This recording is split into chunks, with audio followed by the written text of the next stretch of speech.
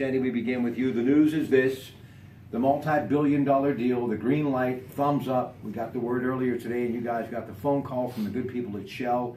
What we've been anticipating for years is going to become a reality. Congratulations. Well, no, it's not congratulations to just us. It's all of the region. It's not just Beaver County. You know, Dan Camp, of course, his family and I from that part of Beaver County, Rochester, for many years. And this is significant because that's the hub of Beaver County. 20 minutes from anywhere will get you to Rochester. But one thing right now we know, all roads lead to Monaca and that Shell petrochemical plant. The influx of jobs, and I'm going to go over some numbers that I got earlier today from the Keystone Mountain Lake Regional Council of Carpenters that will blow you away, but the influx of jobs is going to be incredible. Absolutely, Rob. I think it's important, just like you said, all roads lead to Monaca. You know, one of the main reasons Shell chose Beaver County is because of the infrastructure we have here. And, you know, there are many people we could thank for that, but I think it's really important that, you know, Beaver County was chosen, and we have a bright future ahead of us. Listen, we want to thank the state representatives, obviously Rob Matsey, Jim Christiana, but the former governor, and of course the current governor, Tom Wolf. I'm going to be re-airing an interview of him later tonight that he had on the KDKA Morning News with Larry Richard and John Shumway today on KDKA. We do want to thank him, but Tom Corbett, without him and the incentive package that these representatives and then the governor got done, none of this would have been possible. Absolutely. I spoke earlier on WBBP about Governor Corbett. I also spoke about Melissa Hartman. She was a congresswoman. Absolutely. You know, she had a major role and impact on I-376. And I think, like I said before, without our infrastructure we have here in Beaver County, Shell might not have looked at us. So, you know, we give thanks to Representative Matsey, Representative Gibbons, Representative Christiana, Representative Marshall, Senator Vogel, Senator Bartolotto, and obviously Senator Solobay when he was in office as well. So I've reached out to just about all of you, but if I haven't, I have no more room left on my show tonight, okay? But just know that I appreciate everything that all of you have done. And Tony Amadeo, a great teacher before coming to office, and I want to talk about the schools being affected, public schools, especially Central Valley, and what this will mean as far as tax dollars. Also to Central Valley as far as that region, meaning Center Township. This is going to be so key for the future, not for the classroom, but also for municipalities and cities and towns that all make up Beaver County. Yes, Rob, I think we should also add the local people that were involved putting this all together. Go ahead. I mean, we had the governors were involved, the legislatures, the House and the Senate, they were all involved. That was getting the tax incentives, and that was very, very important. But just as important are the municipalities that were involved. You had Potter Township, Center Township, the Center Area School District, which is now the Central Valley School District, the Center Township Water Authority, as well as the Center Township Sanitation Authority. They all came together and they all contributed to this happening. Explain to the audience, Tony, how long of a journey this has been. Now, they've been listening to me like the Pied Piper for years. I know, and believe me, I've had a few people say, you know, you can tone it down a bit, but I just couldn't stop because in my heart, I knew it was the right thing. But explain how much work went into this to get to this point. Well, it was nonstop. I think my hair was brown when I started, as you can well see. It's gray. No, I remember taking our first trip down to Louisiana and actually getting to see what an actual cracker plant was. Because prior to this, I had no idea what a cracker plant looked like, nor did I have an idea how massive the plant is.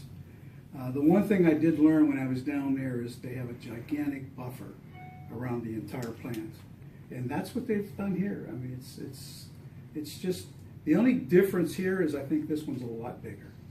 Now listen, it is going to be a lot bigger, and I'm going to go over some of the jobs, and we're going to talk about why the sheriff is here and why he and his department is going to be crucial to the transition as far as bringing the workers in, those who are going to be coming in and moving into our community, not those who are going to stay, but are going to be here long enough for the building process. And when that many people come to an area, sometimes there are some people that follow that you would rather not have in your neighborhood. We'll get to that in a moment. But I was talking to Rick Okreshescu, I'm going to catch up later with. He is from the Keystone Mountain Lakes Regional Council of Carpenters. Let me break this down for you.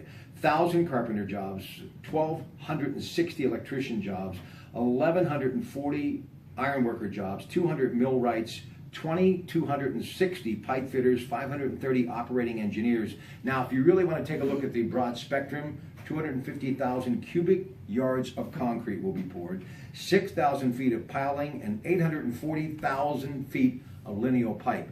So I think you understand this is going to be a monumental task. Now, Tony, let's talk about what can happen and what probably will happen, sad to say, but that's why the Sheriff's Department is going to be crucial, and we're going to need you now more than ever in Beaver County. Yeah, you talk about those numbers, those job numbers, and it'd be fantastic if Beaver County had people sitting on the sidelines to just step into those jobs. And I know that there's going to be training and education that goes on within our local schools and colleges here that bring us up to speed to be able to fill those positions. But in the meantime, Shell's going to need people to do that work, and that means bringing people in from other places, the tri-state area, but also we're talking about Texas and Louisiana, Oklahoma, people who have done this kind of work before. Sometimes with those that influx of people, there are other problems that come along with them that are inherent. And I think the Beaver County law enforcement community is already aware of this. They're already gearing up for that. And I think it's going to be addressed pretty proficiently. That being said, you're going to see an influx. You're going to see a change in the level of, or the volume of work that the courts here do, that the police departments do, that we as Sheriff's Office do too. You know, one other thing, and I'm just going to bring this up because you can't help but talk about it, because there's this labor dispute going on right now in the county, and we all love our county workers. But hopefully this will be the first step in, well, preventing something like this from happening again, because there'll be more money coming into the county, and we all do want to get along and make it work. Dan? Absolutely. The last thing the Board of Commissioners here in Beaver County want to do is see people out. You know, I made a quote earlier, you know, we're looking towards the future. That's not the future out on our front lawn. These people should be inside working. We gave a fair contract to them, and hopefully, you know, in the upcoming weeks they're going to come in, and we're going to talk about this to get these people back to work. You know, that's the last thing we want to do, because Beaver County has a bright future, and we don't want that image on us. And I'm just going to say this, from almost 30 years ago when I was coming to this courthouse to this day, there's not a time or a moment that I don't pass this courthouse or any of the wonderful departments in Beaver County, Parks and Recreation, whatever it may be, that I don't admire the work that you do, and hopefully you guys will get this all resolved soon. Let's talk about Penn State Community College real quick before we go. How important they're going to be as far as educating people and taking them from the classroom to the job site. Well, in community college, for example, they've already have programs in place. I think the first class has started. Penn State, with their engineering programs, are in the process of preparing workers for the future.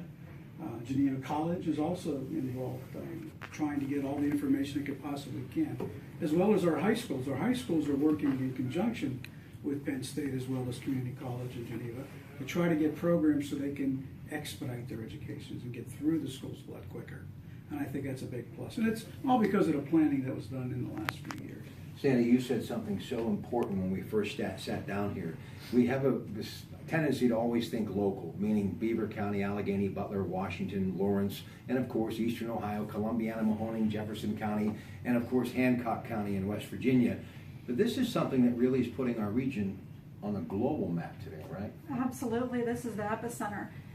People all over the world are going to be hearing this story today, and they're going to be looking at this complex being built.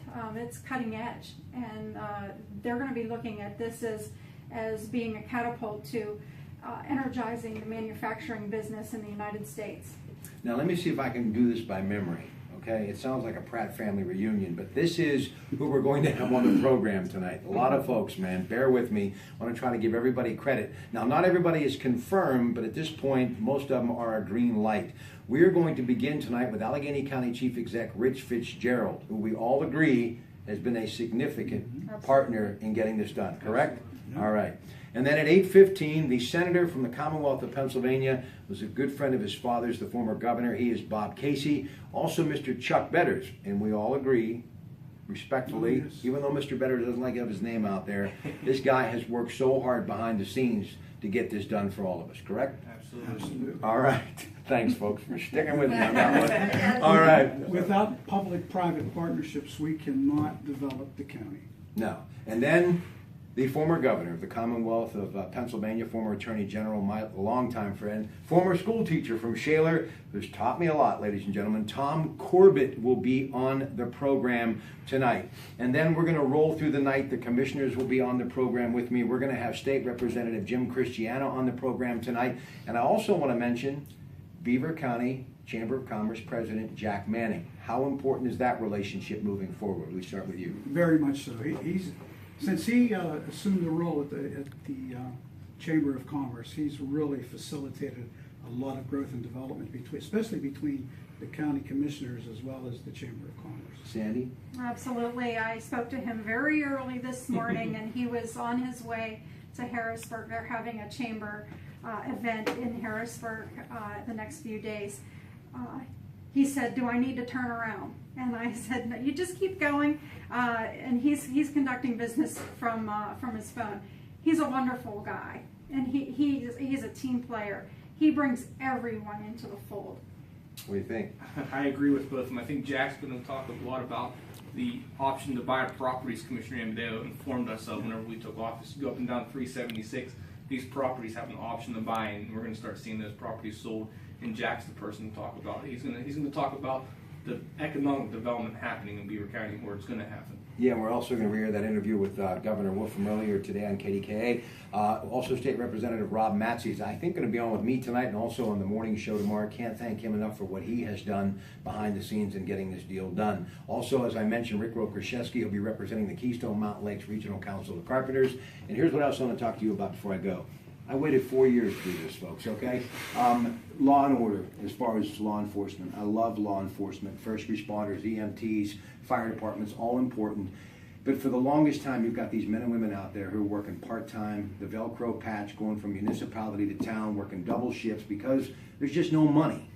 So I know things in Rome wasn't built overnight, but hopefully, Tony, more money so we can get an honest day's wage for an honest day's work for law enforcement, so these men and women can actually go to work, make a paycheck, and go home and have a life. That's what we're looking for, and I think something like this cracker plant coming in really can facilitate those kind of things. It not only puts us on the map regionally and globally, but allows us to eliminate the way of doing things the way we've been doing them in the past, and puts us in the major leagues, so to speak. I graduated high school in 1979, and it was about the time that the mills were going down, and everybody my age and below who wanted to work in certain areas had to leave this area to go find work. We talk about the transients, the people having to come back. How about the people that want to come back, that are looking for these jobs? Beaver County people, people in this region who want to come back and become a part of Western Pennsylvania again. It's a great opportunity. What do you think about working with local mayors and borough managers like Mario Leone over in Monaca and John Analine, a former county commissioner, of course, his son now running Monaca as the mayor as his father did. How important all that, do you think? It's very, very important, especially a county made up of all the river towns that we have. If we can get everybody to work together to get the monies that are needed, like you alluded to Monaca, Monaca is going to be a main artery. There's going to be a lot of things happening in Monaca. Maybe we could put some communities together, not just saying together, but actually putting them together. I remember the original plan before the school district got morphed. We were talking about putting the police departments together and putting the municipalities together and forming one municipality. Hopefully we'll be able to do that down the road. Anybody from prior administrations you'd like to thank too, because, you know. Oh, absolutely. Yeah. My two former commissioners, Dennis Nichols and Joe Spanik, Absolutely. were very, very integral. We traveled to Louisiana. I mean, I went with Dennis and Joe went with the delegation. We saw what was happening in Louisiana. We saw what effect the cracker plant had on the area. Dennis and I went down alone with a couple of Shell representatives, and we actually went into the Chamber of Commerce and talked to the people there. We went and looked and seen what the effect on the road systems and school systems and everything was. So we have a good idea of what's to come. That's a wrap, folks. I got nothing left. All right, listen, I can't thank you all enough for being here and how much this beloved place that I've called home since day one. 59 years after leaving Rochester Hospital as an infant and going home and my dad thinking, well, I guess I'm going to have to work a few doubles to fill an extra mouth. But it's just been an amazing run, and it's only the beginning. And I can say this, if you haven't looked at a piece of property yet, you got to call somebody at Berkshire Hathaway or Howard Hanna and get a place to live in Beaver County, because we're on the move, folks. Have a great day. We'll catch you later. Don't forget, Rob Pratte Tuesday night, wall-to-wall, cracker plant, the good folks at Shell. Don't miss a minute of it. We start right after Carl Zachariah, Christine Baum-Murphy, and Zachariah M. Brown, Pittsburgh Works. Rob Pratte Tuesday night at 8 on News Radio 1020, KDK. Have a good